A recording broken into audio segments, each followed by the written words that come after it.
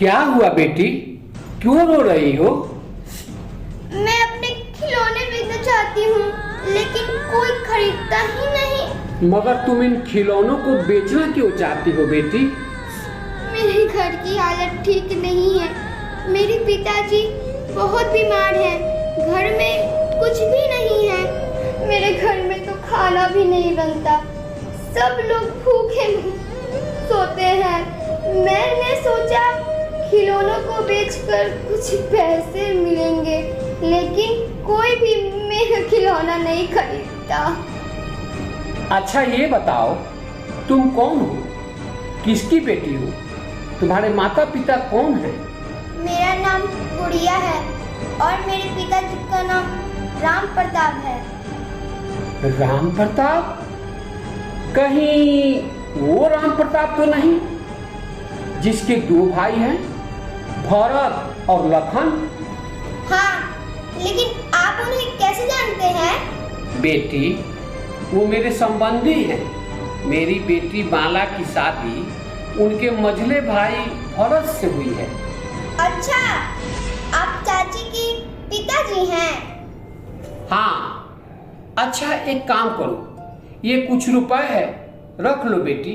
नहीं नहीं, हम दान के पैसे नहीं लेते। अरे बेटी, ये दान के पैसे नहीं है, मैं तुम्हारा नाना हुआ इसलिए रख लो। नहीं नहीं, अगर मैं ये पैसे ले लूंगी तो चाची मुझे चोर कहेगी। चोर कहेगी? ये क्या कर रही हो तुम बेटी? हाँ, चाची का गले का हार गुम हो गया था तो उन्होंने मेरी माँ को चोर कहा था। नाना जी, हम लोग चोर नहीं हैं, नहीं हम लोग चोर। हाँ बेटी, तुम चुप हो जा। तुम लोग चोर नहीं हो सकते। जिस माँ बाप ने तुम्हें इतने अच्छे संस्कार दिए हो वो चोर नहीं हो सकते बेटी। ऐसा करो, ये रुपए तुम रख लो बेटी। मैं भीख नहीं लेती।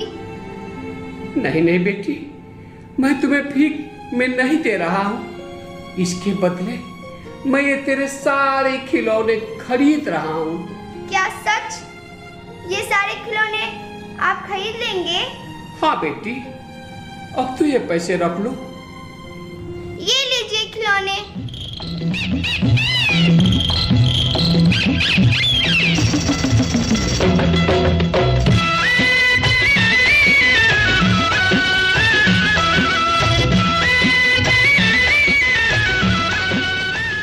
शाबाश बेटी, अगर दुनिया के सारे बच्चे तुम्हारी तरह सोचने लग जाए, हर घर स्वर्ग बन जाएगा।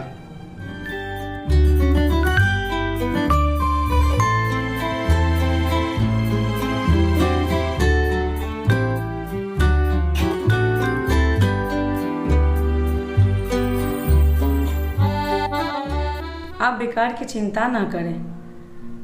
ज्यादा सोचना आपकी सेहत के लिए ठीक नहीं है। क्यों नहीं चिंता करूं जानकी?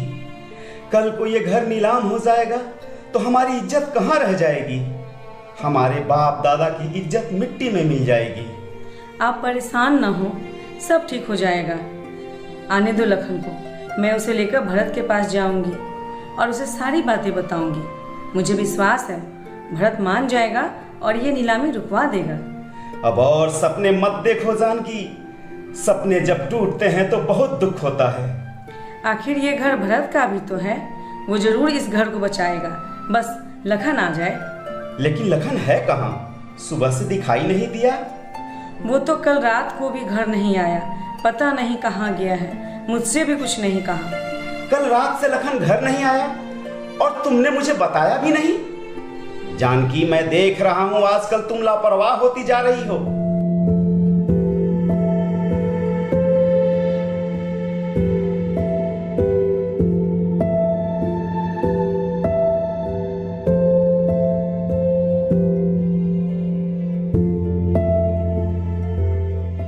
लखन, क्या हुआ मेरे लखन को? लखन! घबराने की कोई बात नहीं है, चोट लगी है, अल्लाह का शुक्र है कि बच गया। नहीं तो क्या मतलब है आपका? मेले में सांड से लड़ने गया था। हे भगवान! लेकिन इसकी क्या जरूरत थी? अब तो यही बताएगा, पूछने पर कुछ बोलता ही नहीं है। मैं बताता हूँ राम भैया, मेले में सांड की लड़ाई का खेल लगा हुआ है। जो लड़कर सांड को हरा देगा उसे 5,000 रुपए मिलेंगे। पैसों की लालच में लखन सांड से लड़ने चला गया, फिर सांड ने इसे सींगों से मारकर घायल कर दिया। मेरी जरा सी तबीयत क्या खराब हुई, तू अपना मनमानी करने लगा? हाँ, अरे मैं मर गया था या मेरी लाश पर कफन नहीं था जिसके लिए पैसे इकट्ठा कर रहा था? हिम्मत और मेहनत करने की शक्ति अभी राम में है। मैं कोई बेकार या भिखारी नहीं हूं। ओह, अब चुप भी हो जाइए ना। हाँ, तुम मुझे चुप रहने के लिए कह रही हो? इसे डांटने की बजाय तुम मुझे चुप करा रही हो? अरे ये मेरा छोटा भाई नहीं, मेरी माँ की अमानत है। अगर इसे कुछ हो जाता तो मैं अपनी माँ को क्या जवाब देता? मुझे अपनी बीमारी का इतना दुख नहीं हुआ जितना दुख आज हुआ है। इसे इस हालत में देखकर मुझे तो लग रहा है कि मैं जीते जी मर गया हूं। बस अब शांत हो जाइए, अब से ऐसी गलती नहीं करेगा। काश मैं मर ही जाता तो अच्छा होता। देखा रहीम चाचा, ये क्या कह रहा है? हाँ? लखन, ये कैसी उल्टी सीधी बातें कर रहे हो? जानते हो अगर तुम्हें कुछ हो जाता तो राम का क्या होता? रहीम चाचा, मैं जानता हूँ भैया ने मुझे भाई की तरह नहीं बल्कि बेटी की तरह पाला है। कभी भी किसी चीज की कमी नहीं होने दी, खुद भूखे रहे और मैं उनके हिस्से का खाना खाता रहा। यहाँ तक कि गुड़िया का भी निवाला छीनता रहा, गुड़िया का भी निवाला छीनता रहा रहीम चाचा। ये क्या कह रहा है तू?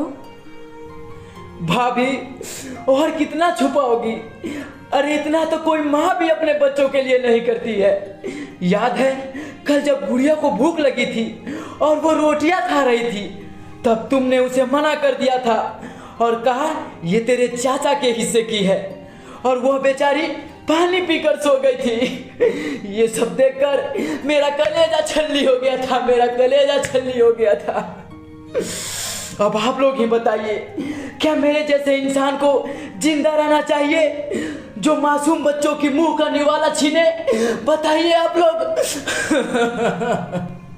लखन, मेरे बच्चे, तू ऐसा क्यों सोचता है? अभी तेरे भैया और भाभी जिंदा हैं। मत रो मेरे बच्चे, मत रो। अल्लाह रहम कर मेरे मौला, रहम करो। भैया, जब आपकी हालत ठीक थी तब आपने हमें किसी चीज की कमी नहीं होने दी, लेकिन आज आप मुसीबत में हैं, तो क्या एक भाई होने के नाते मेरा फर्ज नहीं बनता कि मैं आपका किसी काम में हाथ बटाऊं?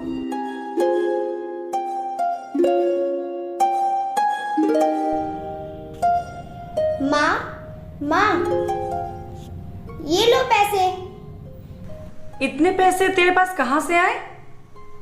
चाची के पिताजी ने दिए। तो क्या अब तू भीख मांगने लगी है? अरे क्यों मारती हो बच्ची को? नहीं भाभी,